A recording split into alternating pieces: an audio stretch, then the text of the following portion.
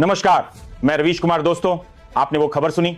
शायद नहीं सुनी होगी, क्योंकि न्यूज चैनलों पर आजकल वैसे नहीं, बस नाच गाना और मोदी की चाय पार्टी दिखती है। लेकिन यह खबर अगर आपके कानों तक पहुंची होगी तो समझिए आपकी रात की नींद उड़ जाएगी। खबर ऐसी कि मोदी और शाह, जो अब तक दिल्ली की गद्दी पर बादशाह की तरह बैठे थे, एक चिट्ठी के आने के बाद सड़क पर उतरने को मजबूर हो गए हैं। जी हां, एक चिट्ठी, बस एक चिट्ठी ने बीजेपी सरकार की नींव हिला दी।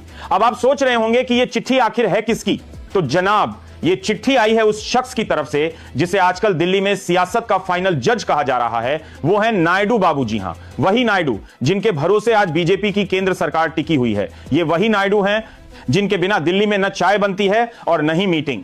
और जब उन्होंने एक चिट्ठी भेजी तो दिल्ली की सियासत का तापमान बढ़ गया। चिट्ठी जिसने दिल्ली का पारा चढ़ा दिया। दोस्तों, यह चिट्ठी कोई साधारण खत नहीं था, यह सीधा अल्टीमेटम था। जैसे घर में मां गुस्से में कह दे, आज रात खाना नहीं मिलेगा। दिल्ली में वही हाल हुआ। चिट्ठी आते ही मीटिंग्स कैंसिल होने लगी, नेताओं के चेहरे उतर गए। 8 लाख के सूट पहनकर भाषण देने वाले नेताओं के हाथ पांव फूल गए। और यह सब इसीलिए हुआ क्योंकि चिट्ठी में वो बात लिखी थी जिसने बीजेपी सरकार की जड़ें हिला दी।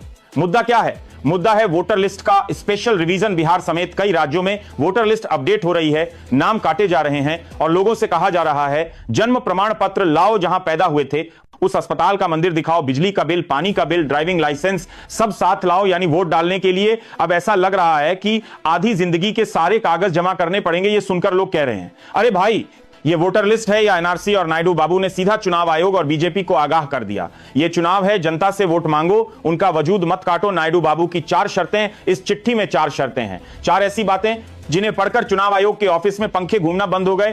पहली शर्त, चुनाव से 2 महीने पहले वोटर लिस्ट में छेड़छाड़ मत करो।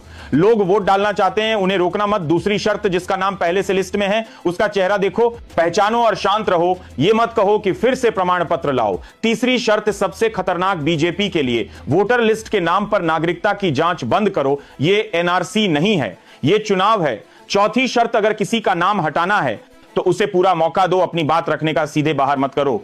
दिल्ली में खलबली मच गई। इस चिट्ठी ने दिल्ली की सियासत में भूचाल ला दिया।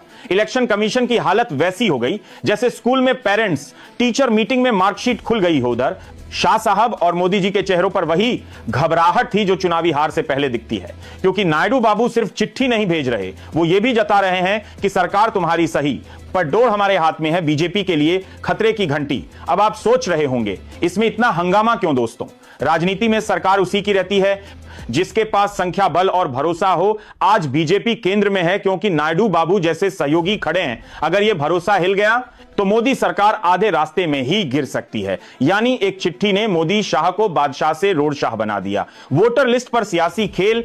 आप सोचिए, देश में चुनाव होने वाले हैं और वोटर लिस्ट से नाम गायब हो रहे हैं गरीब मजदूर, नाम गायब बुजुर्ग किसान, नाम गायब किराए के घर में रहने वाले, नाम गायब क्योंकि उनसे कहा जा रहा है पहले अपना वजूद साबित करो तब वोट डालना।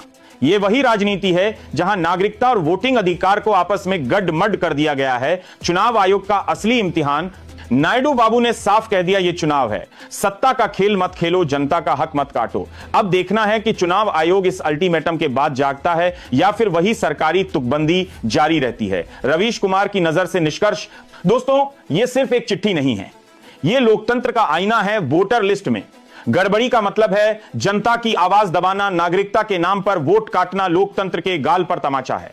और जब सत्ता का तकिया किसी और के भरोसे हो तो बादशाहत भी सड़क पर उतर आती है। याद रखिए, लोकतंत्र में जनता बादशाह होती है, बाकी सब बस किराएदार हैं। तो दोस्तों, वीडियो को पूरा देखने के लिए शुक्रिया। अगर आप भी मानते हैं कि वोट आपका हक है और सरकार को जनता की ताकत से डरना चाहिए तो इस वीडियो को शेयर कीजिए और